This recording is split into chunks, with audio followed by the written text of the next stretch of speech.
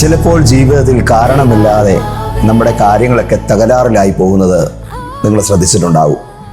ഒരു കാരണവുമില്ലാതെ പെട്ടെന്ന് ജോലി നഷ്ടമാകുന്നു. വളരെ സ്നേഹത്തോടെ നമ്മളോട് പെരുമാറിയ ഒരാൾ ഒരു മുന്നറിയിപ്പുമില്ലാതെ നമ്മളോട് പിറ്റേ ദിവസം മുതൽ മിണ്ടാതാകുന്നു. ഒരു കാരണവുമില്ലാതെ അങ്ങനെ നല്ല നല്ല ബന്ധങ്ങൾ തകർന്നു പോകുന്നു. ആശുപത്രിയിലേക്ക് നടന്നുപോയ ആൾ അതീവ ഗുരുതരാവസ്ഥയിൽ പിന്നീട് ജീവിതത്തിലേക്ക് നടക്കാൻ പോലും വയ്യാതെ തിരികെ എത്തുന്നു. ഒന്ന് ഉറങ്ങി എഴുന്നേൽക്കുമ്പോഴേക്കും ആരോഗ്യം ക്ഷയിച്ചു പോകുന്നു. പിന്നെ പ്രാർത്ഥന ആരംഭിക്കുകയാണ് ഈ ഒരു കാര്യങ്ങൾക്ക് വേണ്ടി. എന്നാൽ പ്രാർത്ഥിച്ചിട്ടും വിഷയങ്ങൾക്കൊന്നും ഒരു മാറ്റം കാണാതെ പോകുന്ന സാഹചര്യങ്ങൾ. പെട്ടെന്ന് കയ്യിലെ കാശ് തീരുന്നു, വീട്ടിലെ സാധന സാമഗ്രികൾ കേടാകുന്നു, വാഹനങ്ങൾക്ക് പ്രയാസങ്ങളുണ്ടാകുന്നു, ജോലി മേഖലയിൽ പെട്ടെന്ന് എന്തൊക്കെയോ ഒന്ന് ബ്ലോക്ക് ആയതുപോലുള്ള വിഷയങ്ങൾ വരുന്നു. എന്താണ് ഇതിൻ്റെ കാരണമെന്ന് പലപ്പോഴും ചിന്തിക്കുമ്പോൾ നമ്മുടെ കണ്ണിന് കാണാൻ കഴിയാത്ത ചില കാര്യങ്ങൾ ഇതിൻ്റെ പിന്നിലുണ്ട് എന്ന് ബൈബിൾ നമ്മളോട് പറയുന്നുണ്ട്. എഫേസ്യ ലേഖനം 6-ാം അധ്യായത്തിൻ്റെ 12-ാമത്തെ വാക്യത്തിൽ ധന്യനായ പൗലോസ്ലീഹായിലൂടെ പരിശുദ്ധാത്മാവിൻ്റെ വിലപ്പെട്ട രഹസ്യം നമുക്ക് വെളിപ്പെടുത്തി തരുന്നു. നമുക്ക് പോരാട്ടമുള്ളത് ജഡരക്തങ്ങളോടല്ല, വാഴ്ചകളോടും അധികാരങ്ങളോടും ഈ അന്ധകാര ലോകത്തിൻ്റെ ലോകാധിപതികളോടും സ്വർലോക സ്ഥലങ്ങളിലെ ദുഷ്ടാത്മ സേനകളോടുമാണ് എന്ന് ദൈവവചനം നമ്മളോട് പറയുന്നു. ഇന്ന് നമ്മൾ ഈ ഒരു അദൃശ്യ യുദ്ധത്തെക്കുറിച്ച്, അതിലൊരു ദൈവ പൈതലിന് കർത്താവ് എത്രത്തോളം കരുണ കാണിക്കും, ഇങ്ങനെയുള്ള പ്രയാസങ്ങളെ നേരിടുന്നവർ എങ്ങനെ ഈ ഒരു വിഷയങ്ങളിൽ നിന്ന് വെളിയിൽ വരണമെന്നുള്ള ഇതിനെക്കുറിച്ചുള്ള വിജയപരമായ കാര്യങ്ങളെക്കുറിച്ചുമാണ് നമ്മൾ ഇന്ന് സംസാരിക്കാൻ പോകുന്നത്. ലോകത്തിൻ്റെ എല്ലാ മേഖലകളിലും ഈ ദൈവിക ആലോചന കേൾക്കുവാൻ വേണ്ടി പ്രാർത്ഥനാപൂർവം കാത്തിരിക്കുന്ന എല്ലാ സ്നേഹനിധികളായ സഹോദരങ്ങളെയും വലിയ സന്തോഷത്തോടുകൂടെ ഇന്നത്തെ പ്രവചന തോതിലേക്ക് ഞാൻ യേശു കർത്താവിൻ്റെ ഉന്നതമായ നാമത്തിൽ സന്തോഷത്തോടെ സ്വാഗതം ചെയ്യുന്നു. ദൈവമക്കളെ, നമ്മുടെ കൂട്ടത്തിൽ പലരും ഇങ്ങനെയുള്ള സാഹചര്യങ്ങൾ ഉണ്ടാകുമ്പോൾ നിരാശയുടെയും ഭയത്തിൻ്റെയും താവളത്തിലായി പോകാറുണ്ട്. ഈ ബുദ്ധിമുട്ട് എന്തുകൊണ്ട് എനിക്ക് വരുന്നു? ദൈവമേ, ഇതെൻ്റെ ജീവിതത്തിലെ ഒരു കഠിനമായ കഷ്ടകാലമാണോ? ഇതെൻ്റെ ജീവിതത്തിൻ്റെ വലിയൊരു ആത്മീയ ആക്രമണമാണോ? ഈ ചോദ്യങ്ങളൊക്കെ ചോദിക്കുന്നൊരു തെറ്റല്ല. കാരണം വേദപുസ്തകം തന്നെ സാക്ഷ്യപ്പെടുത്തുന്നത് നമ്മൾ ജീവിക്കുന്ന ഒരു യാഥാർത്ഥ്യമായ ആത്മലോകത്താണ് എന്ന് തന്നെയാണ്. നല്ലതും ദോഷകരവുമായിരിക്കുന്ന ആത്മീയ ശക്തികൾ പ്രവർത്തിക്കുന്നൊരു ലോകത്തിലാണ് നമ്മളെല്ലാവരും ജീവിക്കുന്നത്. എന്നാൽ ഇവിടെ ഒരു കാര്യം വളരെ പ്രധാനമായിട്ട് പരിശുദ്ധാത്മാവ് നമ്മളോട് പറയുന്നു. ഈ പോരാട്ടത്തിൻ്റെ ശ്രദ്ധാകേന്ദ്രം, നല്ലതും ചീത്തയുമായിരിക്കുന്ന ആത്മലോക പ്രതിനിധി സംഘങ്ങൾ നിലനിൽക്കുന്ന ഈ ആത്മലോകത്തിൽ നമ്മൾ ജീവിക്കുമ്പോൾ നമ്മുടെ ശ്രദ്ധാകേന്ദ്രം ഒരിക്കലും ഭയമോ സംശയമോ തെറ്റിദ്ധാരണകളോ ആകരുത്. നമ്മുടെ ശ്രദ്ധാകേന്ദ്രം എപ്പോഴും ദൈവവും ദൈവശക്തിയും തന്നെ ആയിരിക്കണം. വിശ്വാസത്തിൻ്റെ നായകനും പൂർത്തി വരുത്തുന്നവനുമായ യേശുവിനെ തന്നെ നമ്മൾ ശ്രദ്ധിച്ചു നോക്കേണ്ടതായിട്ടുണ്ട്.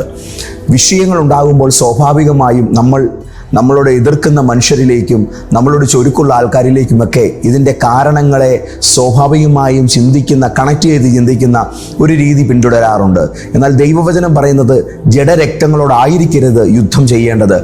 അവരോട് പോരാടാൻ പോയാൽ നീ പോരാടി തോക്കുകയല്ലാതെ ഈ വിഷയം അവസാനിക്കില്ല. നിങ്ങളോട് കയർക്കുന്ന നിങ്ങളുടെ മാനേജരെ നിങ്ങൾ എത്ര എതിർ പ്രാർത്ഥന കൊണ്ട് തോൽപ്പിക്കാൻ നോക്കിയാലും അവൻ്റെ വായ അടയില്ല. പകരം അയാളിൽ പ്രവർത്തിക്കുന്ന ഒരു ആത്മീക സംവിധാനത്തെ നിങ്ങളുടെ ആത്മീക അധികാരം കൊണ്ട് ഹാൻഡിൽ ചെയ്താൽ പൂച്ചക്കുട്ടിയെ പോലെ ആ മനുഷ്യൻ നിങ്ങളുടെ മുമ്പിൽ നാളെ പെരുമാറുന്ന കാഴ്ച നിങ്ങൾക്ക് കാണാൻ കഴിയും. അതീവ മദ്യപാനമുള്ള ഒരു മനുഷ്യനെ റീഹാബിലിറ്റേഷൻ സെൻ്ററിലാക്കിയാൽ 1-2 ആഴ്ചകൾ അയാൾ മര്യാദയ്ക്ക് നിൽക്കും. പിന്നെയും വന്ന് പഴയതിനേക്കാൾ പിന്നേതായിട്ട് കുടി ആരംഭിക്കും. പിന്നെയും അവർ അക്രമവാസനകളിലേക്ക് പോകും. എന്നാൽ അതിൻ്റെ പുറകിൽ വ്യാപരിക്കുന്ന ആ ഒരു ഡ്രങ്കൻ സ്പിരിറ്റിനെ നമ്മൾ ബ്രേക്ക് ചെയ്ത് കളഞ്ഞാൽ ആ വ്യക്തിയെ നമുക്ക് പുതിയൊരു മനുഷ്യനാക്കി മാറ്റാൻ കഴിയും. നമ്മുടെ ജീവിതത്തിൽ ഭയത്തിലേക്കും സംശയത്തിലേക്കും വീഴാതിരിക്കുക എന്നുള്ള മുന്നറിയിപ്പാണ് ആദ്യമേ തന്നെ ഞാൻ നിങ്ങൾക്ക് നൽകുവാൻ ആഗ്രഹിക്കുന്നത്.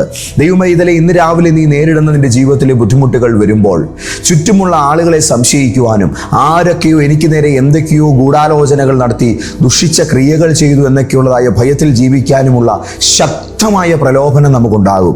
സത്യത്തിൽ ഞാൻ പറയട്ടെ, ഇപ്രകാരമുള്ളൊരു പ്രലോഭനം നമുക്കുണ്ടാകണമെന്നും നമ്മൾ മറ്റു മനുഷ്യരെ തെറ്റിദ്ധരിക്കണമെന്നും തന്നെയാണ് പിശാച് ആഗ്രഹിക്കുന്നത്.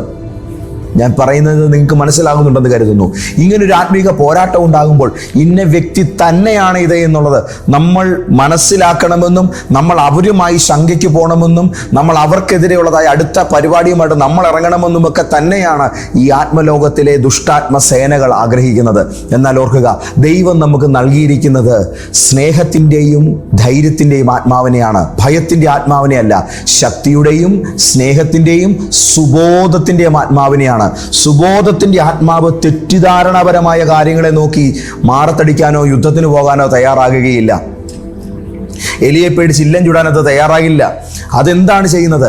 ഇതിൻ്റെ പുറകിൽ ആ വ്യക്തികൾ എന്തെല്ലാം ചെയ്താലും, അവരെന്തെല്ലാം തകിടെഴുതിയാലും, അവരെന്തെല്ലാം ആഭിചാര സാമഗ്രികൾ കൊണ്ടുവന്നിട്ടാലും അത് നമ്മ കേൾക്കണമെന്നുണ്ടെന്നുണ്ടെങ്കിൽ അതിൻ്റെ പുറകിൽ വ്യാപരിക്കുന്ന ആത്മലോകത്തിന് നമ്മളെ കീഴടക്കാൻ കഴിയണം. എന്നാൽ നമ്മൾ കർത്താവിൻ്റെ കൃപയിലും യേശുവിൻ്റെ രക്തത്തിലും അതിനേക്കാൾ ശക്തരായിട്ടാണ് നിൽക്കുന്നത് എങ്കിൽ അതിന് നമ്മളെ ഒരു ദോഷവും ചെയ്യാൻ കഴിയുകയില്ല. അതായത് നമ്മളിവിടെ പ്രാപിക്കേണ്ടത് ധൈര്യത്തിൻ്റെ ആത്മാവിനെയാണ്, ഭീരുത്വത്തിൻ്റെ ആത്മാവിനെയല്ല. 2 തീമോഥെയോസിന്റെ ലേഖനം 1-ാം അധ്യായത്തിന്റെ 7-ാം വാക്യത്തിൽ കർത്താവിൻ്റെ ആത്മാവ് നമ്മളോട് ഇങ്ങനെ പറയുന്നു: ഭീരുത്വത്തിൻ്റെ ആത്മാവിനെയല്ല, ശക്തിയുടെയും സ്നേഹത്തിൻ്റെയും സുബോധത്തിൻ്റെയും ആത്മാവിനെ അത്രേ ദൈവം നമുക്ക് നൽകിയിരിക്കുന്നത്. നമ്മളുടെ പോരാട്ടം മനുഷ്യർക്കെതിരെയല്ല. നമ്മൾ ആരെങ്കിലും കുറ്റപ്പെടുത്തുവാനോ ഭയപ്പെടുത്താനോ അല്ല നമ്മൾ തയ്യാറാകേണ്ടത്. നമ്മൾ ദൈവത്തിലേക്ക് ഓടാനും കർത്താവിലേക്ക് തിരിയാനുമാണ് നമ്മൾ മനസ്സ് വെക്കേണ്ടത്. നമ്മുടെ ജീവിതത്തിലെ സംശയങ്ങളും ഭയവും നമ്മളെ കൂടുതൽ ബന്ധനത്തിലാക്കുകയുള്ളൂ. നമ്മുടെ തെറ്റിദ്ധാരണകൾ കൂടുതൽ നമ്മുടെ പ്രശ്നത്തിലേക്ക് തള്ളിവിടുകയുള്ളൂ. അവരങ്ങനെ ചെയ്തു, ഇവരിങ്ങനെ ചെയ്തു എന്നുള്ളതായ ഒരു ചിന്ത നമ്മുടെ മനസ്സിൽ വരുമ്പോൾ നമ്മുടെ പ്രാർത്ഥനയും വിശ്വാസവും ദർശനാഭിഷേകവും ഒക്കെ എവിടേക്കോ കെട്ടപ്പെട്ടു പോകുന്നതായിട്ട്, ഇതൊക്കെ ചെയ്തിട്ടും എനിക്കൊരു ഗുണവും വരുന്നില്ലല്ലോ എന്നുള്ള ഒരു നിലയിലേക്ക് നമ്മുടെ മനസ്സ് താഴ്ന്നു പോകുന്നത് പോലെ നമുക്ക് അനുഭവപ്പെടാൻ ഇടയായിത്തീരും. അങ്ങനെ വരാതിരിക്കണമെങ്കിൽ നമ്മുടെ ശ്രദ്ധ മനുഷ്യരിലല്ല, കർത്താവിൽ തന്നെ ആയിരിക്കണം. ദൈവത്തിൻ്റെ കുഞ്ഞുങ്ങളെ, ഇന്ന് രാവിലെ ഒരു പ്രധാനപ്പെട്ട കാര്യം നിങ്ങൾ മനസ്സിലാക്കണമേ. ദൈവത്തിൻ്റെ ശക്തി എല്ലാ അന്ധകാര പ്രവൃത്തികളെക്കാളും വലുതാണ്. വേദപുസ്തകം അത് വളരെ വലുതായി പറയുന്നു. ഏതൊരു അന്ധകാര ശക്തിയേക്കാളും ദൈവത്തിൻ്റെ ശക്തി വലിയതാണെന്ന്. 1 യോഹന്നാൻ ശ്ലീഹായുടെ ലേഖനം 4-ാം അധ്യായത്തിൻ്റെ 4-ാമത്തെ വാക്യം നിങ്ങളൊന്ന് കണ്ണു തുറന്ന് വായിക്കണം. അവിടെ ഒരു വചനം നമുക്ക് വേണ്ടി എഴുതപ്പെട്ടിട്ടുണ്ട്: നിങ്ങളിലുള്ളവൻ ലോകത്തിലുള്ളവനേക്കാൾ വലിയവനാകുന്നു. ആമേൻ. ആ വചനം എന്നോടുകൂടെ എല്ലാവരും ഒന്ന് പറഞ്ഞേ: എന്നോട് കൂടെയുള്ളവൻ ലോകത്തിലുള്ളവനേക്കാൾ വലിയവനാണ്. ഇതോർക്കുക, നിങ്ങൾ ഭയപ്പെടേണ്ട കാര്യമില്ല. കാരണം നിങ്ങളുടെ ജീവിതത്തിൽ വസിക്കുന്ന ദൈവത്തിൻ്റെ ശക്തി ഏതൊരു ശക്തിയെക്കാളും എത്ര മടങ്ങ് വലിയതാണ്. ഹല്ലേലൂയ. അതായത് നമ്മുടെ ജീവിതത്തിൽ ദൈവം നമുക്ക് നൽകിയിരിക്കുന്ന ആത്മീയ ആയുധങ്ങൾ യേശുവിൻ്റെ നാമവും യേശുവിൻ്റെ രക്തവുമാണ്. ദൈവം നമുക്ക് നൽകിയിരിക്കുന്ന ഏറ്റവും ശക്തമേറിയ ഈ ആത്മീയ ആയുധങ്ങൾ നമ്മുടെ കയ്യിലുള്ളിടത്തോളം കാലം ബൈബിൾ പറയുന്നു, യേശുവിൻ്റെ നാമം അതിൻ്റെ മുൻപിൽ എല്ലാ മുഴങ്കാലുകളും മുട്ടുമടക്കും. എല്ലാ നാവും യേശു മാത്രം കർത്താവ് എന്ന് ഏറ്റുപറയേണ്ടി വരും. ഫിലിപ്പിയ ലേഖനം 2-ാം അധ്യായത്തിന് 9-10 വാക്യങ്ങളിൽ നമുക്കത് കാണാൻ കഴിയുന്നുണ്ട്. അതുമാത്രവുമല്ല, യേശുവിനെ നാമം പോലെ തന്നെ ഒരു ദൈവ പൈതലിന് ഉപയോഗിക്കുവാൻ പിതാവായ ദൈവം കൽപ്പിച്ചു തന്നിരിക്കുന്ന അതിശ്രേഷ്ഠമേറിയ ഒരു ആത്മീയ ആയുധമാണ് യേശുവിൻ്റെ രക്തം. ആമേൻ. യേശു ക്രൂശിൽ ചൊരിഞ്ഞ രക്തത്തിന് വീണ്ടെടുപ്പിന്റെയും ജയത്തിന്റെയും ശക്തിയുണ്ട്. ഞാൻ ഒരിക്കൽ കൂടെ പറയുന്നു, യേശു ക്രൂശിൽ ചൊരിഞ്ഞ രക്തത്തിന് വീണ്ടെടുപ്പിന്റെയും ജയത്തിന്റെയും ശക്തിയാണ് അതിൻ്റെ മേൽ വ്യാപരിക്കുന്നത്. നഷ്ടപ്പെട്ടതിനെ പിന്നെയും റീസ്റ്റോർ ചെയ്യാൻ യേശുവിന്റെ രക്തത്തിന് ശക്തിയുണ്ട്. നഷ്ടപ്പെട്ട ആരോഗ്യത്തെ, നഷ്ടപ്പെട്ട മാനസിക ധൈര്യത്തെ, നഷ്ടപ്പെട്ട ജീവിതത്തിന്റെ സമ്പത്തിനെ, നഷ്ടപ്പെട്ട അനുഗ്രഹങ്ങളെ എന്തിനേയും പുനഃസ്ഥാപിക്കുവാൻ യേശുവിന്റെ രക്തത്തിന് അസാധാരണമായ ശക്തിയുണ്ട്. ഏത് കാര്യത്തിലും തോറ്റുപോയി ഒരു മനുഷ്യനെ അതിശക്തനായ ഒരു ജയാളിയാക്കി തീർക്കാൻ യേശുവിന്റെ രക്തത്തിന് അസാധാരണമായ ശക്തിയുണ്ട്. വെളിപ്പാട് പുസ്തകം 12-ാം അധ്യായത്തിന്റെ 11-ാമത്തെ വാക്യത്തിലേക്ക് നമ്മൾ വരുമ്പോൾ അവിടെ നമ്മൾ വായിക്കുന്നുണ്ട്, അവർ അവനെ കുഞ്ഞാടിന്റെ രക്തത്താലും തങ്ങളുടെ സാക്ഷ്യവചനത്താലും ജയിച്ചു.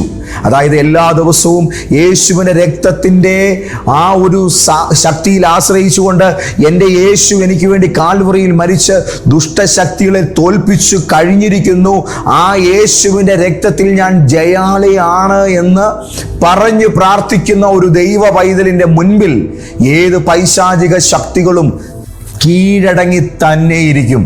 നമ്മൾ എല്ലാ ദിവസവും പ്രാർത്ഥിക്കുമ്പോൾ, ദൈവിക സംരക്ഷണത്തിനായിട്ട് പ്രാർത്ഥിക്കുമ്പോൾ, ദൈവത്തിൻ്റെ ഈ ഒരു രക്ഷാ കവചത്തിൽ ജീവിക്കുവാൻ ഈ പ്രാർത്ഥന നമ്മളെ സഹായിക്കും. അതായത് യേശുവിൻ്റെ ക്രൂശിലെ ജയത്തിൻ്റെ സാക്ഷ്യം നമ്മൾ പറയുമ്പോൾ, യേശു കാൽവറിയിൽ ഒഴുക്കിയ രക്തത്തെക്കുറിച്ച് നമ്മൾ പറയുമ്പോൾ, നമ്മുടെ ജീവിതം ഒരു ദുഷ്ടനും തോൽപ്പിക്കാൻ കഴിയാത്ത വിധമുള്ള ഒരു അജീയമായ ശക്തിയായി തന്നെ എന്നും അത് നിലനിൽക്കുകയാണ്. നമ്മുടെ ജീവിതത്തിൽ കർത്താവ് നമുക്ക് നൽകുന്ന ആത്മീക ആയുധങ്ങളുടെ ആ സംരക്ഷണ കവചത്തിൽ ജീവിക്കുവാൻ ഈ പ്രാർത്ഥനകൾ നമ്മളെ സഹായിക്കും. ദൈവത്തിൻ്റെ സർവായുധ വർഗത്തെക്കുറിച്ച് എഫേസ്യർ 6-ാം അധ്യായത്തിൽ പരിശുദ്ധാത്മാവ് നമ്മളോട് പറയുന്നുണ്ട്. എന്തൊക്കെയാണ്?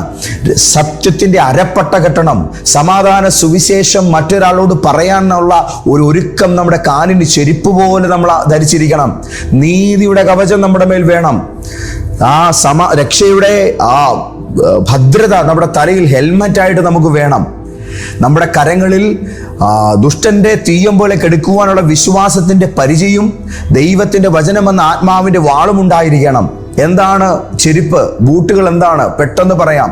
യേശുവിൻ്റെ കാൽവറി മരണ പുനരുദ്ധാനങ്ങളെ കുറിച്ച് ആരോടും ഏത് സമയവും പറയാനുള്ള ഒരുക്കം നിങ്ങളുടെ ജീവിതത്തിൽ ഉണ്ടെങ്കിൽ ദുഷ്ടന് നിങ്ങളെ തോൽപ്പിക്കാൻ കഴിയില്ല.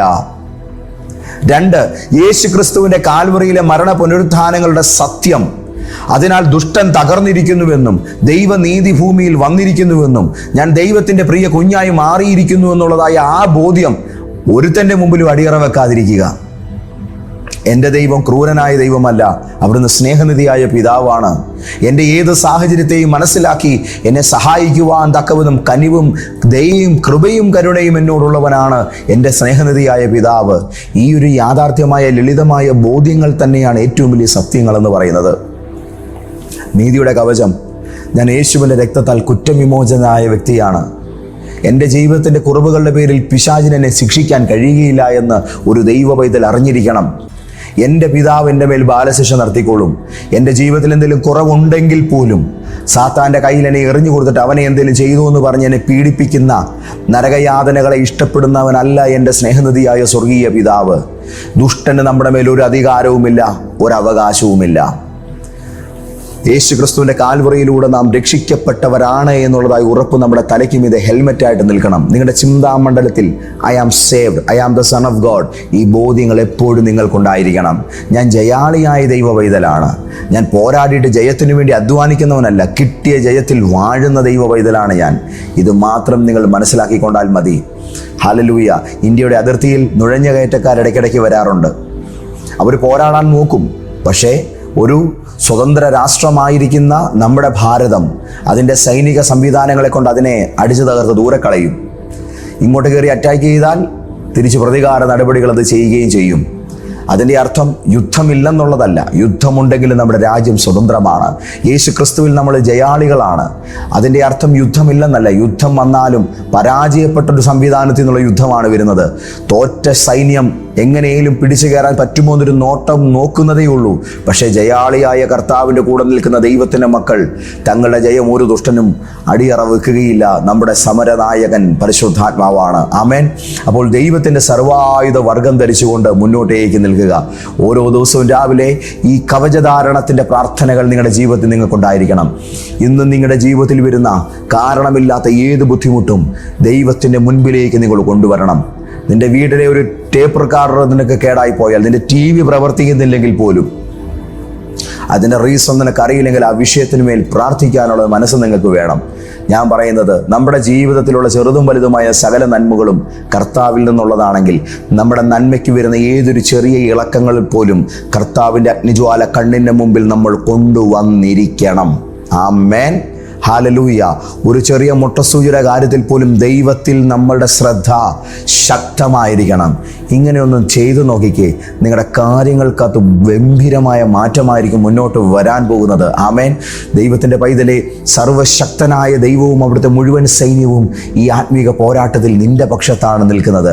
2 രാജാക്കന്മാരുടെ പുസ്തകം 6-ാം അധ്യായത്തിലെ 16-17 വചനങ്ങൾ വായിക്കുമ്പോൾ എലീശ തൻ്റെ ബാല്യക്കാരനോട് പറയുന്നുണ്ട്, അവരോട് കൂടെ ഉള്ളതിനേക്കാൾ, ശത്രുക്കളുടെ പക്ഷത്തുള്ളതിനേക്കാൾ കൂടുതൽ സൈന്യം നമ്മുടെ പക്ഷത്താണുള്ളത് എന്ന്. യേശുവിൻ്റെ രക്തം എനിക്ക് അനുകൂലമാണ്. ആമേൻ. എന്നാൽ അത് ദുഷ്ടന് പ്രതികൂലമാണ്. നമ്മൾ എവിടെയായിരിക്കുന്നുവോ അവിടെ ദൈവത്തിൻ്റെ സൈന്യം നമുക്ക് വേണ്ടി അണിനിരക്കുകയാണ്. ഹല്ലേലൂയ. ദൈവത്തിൻ്റെ സൈന്യത്തിനെതിരെയാണ് നമ്മൾക്ക് നേരെ പോരാടാൻ വരുന്ന പൈശാചിക ശക്തികൾ അണിനിരക്കേണ്ടതായിട്ട് വരുന്നത്. എൻ്റെ ഈ 2 കൈക്കും കാലിന് നേരെ അല്ല ഒരു സാത്താനും പോരാടുന്നത്. എന്നെ പിന്തുണയ്ക്കുന്ന ദൈവത്തിൻ്റെ മഹാസൈന്യം എൻ്റെ കൂടെ ഉള്ളതിനാൽ അവരോടാണ് ദുഷ്ടൻ പോരാട്ടത്തിന് വരുന്നത്. അതുകൊണ്ട് അതിനെ അവന് ജയിക്കാൻ കഴിയുകയില്ല. നിനക്ക് നേരെ ദുഷ്ടൻ വരുന്നത് ഒരു വഴിയിലൂടെയാണ്. എന്നാൽ ആവർത്തനം 28:7 നമ്മൾ വായിക്കുന്നു, പിശാച് ഒരു വഴിയായി, ദുഷ്ടൻ ഒരു വഴിയായി വരും, എന്നാൽ അവൻ 7 വഴിയിലൂടെ ചിതറി ഓടിപ്പോകും. നിന്റെ വശത്ത് 1000 പേരും നിന്റെ വലതുവശത്ത് 10,000 പേരും വീഴും, എങ്കിലും അത് നിന്നോട് അടുത്ത് വരികയില്ല. ഇന്ന് രാവിലെ ഏതൊക്കെയോ വിഷയങ്ങളിൽ കഠിനമായി ഭാരപ്പെട്ടും അതിശക്തമായി നിരാശ അനുഭവിച്ചും എൻ്റെ ഈ വിഷയങ്ങൾക്ക് പരിഹാരം കിട്ടാതെ പോകുന്നതിൻ്റെ പുറകിൽ ഇന്ന വ്യക്തികളാണ്, ഇന്ന കാര്യങ്ങളാണ് എന്ന നിലയിൽ തെറ്റിദ്ധരിച്ചും ഭയപ്പെട്ട് കിടക്കുന്ന അനേകരുടെ ഹൃദയത്തിൻ്റെ അകത്തെ അതിശക്തമായ ഭാരങ്ങളെ, സങ്കടങ്ങളെ ദൈവത്തിൻ്റെ പരിശുദ്ധാത്മാവ് ഇന്ന് രാവിലെ അഴിച്ചു മാറ്റുകയാണ്. നിന്റെ പിതാവായ ദൈവത്തിൻ്റെ സൈന്യം നിന്നെ ചുറ്റി നിൽക്കുന്നു. നീ ഒരിക്കലും ഒറ്റയ്ക്കല്ല ഈ യുദ്ധത്തിൽ. ദുഷ്ടൻ്റെ എല്ലാ പദ്ധതികളും ഇന്ന് പകൽ പരാജയപ്പെടും. കാരണം നമ്മുടെ കർത്താവ് അവനേക്കാൾ അനന്തമായി ശക്തനാണ്. ഞാൻ ആ വാക്ക് ആവർത്തിക്കുന്നു. എൻ്റെ ദൈവം സാത്താനേക്കാളും അനന്തമായി ശക്തനാണ്. നിന്നെ ചുറ്റി വരിഞ്ഞു നിൽക്കുന്ന മുഴുവൻ പ്രശ്നങ്ങളെക്കാളും നിന്റെ യേശു അനന്ത ശക്തിയുള്ളവനാണ്. അവൻ്റെ ശക്തിക്ക് അവസാനമില്ല. അവൻ്റെ അധികാരത്തിന് അവസാനങ്ങളില്ല.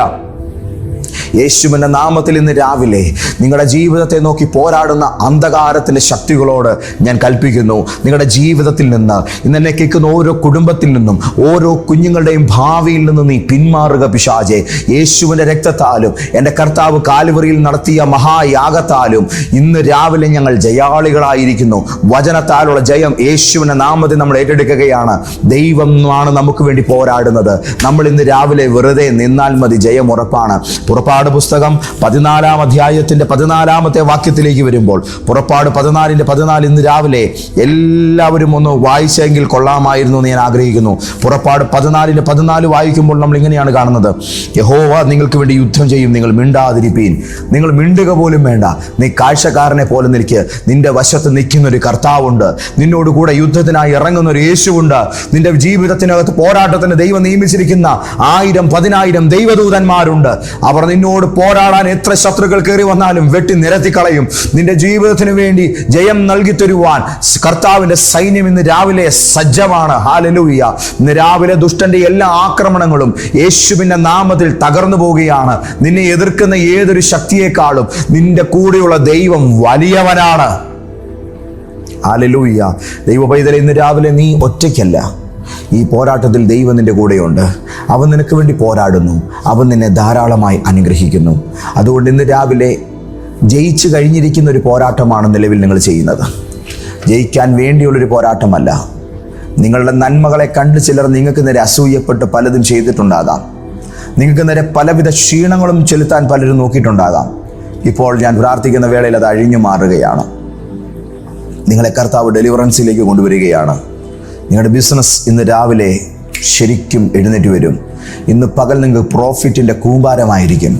ഇന്ന് പകൽ നിങ്ങൾ ഇടപെടുന്ന എല്ലാ കാര്യത്തിലും അസാധാരണമായൊരു അനുഗ്രഹം നിങ്ങളുടെ ജീവിതത്തിൽ നിങ്ങൾ കാണും.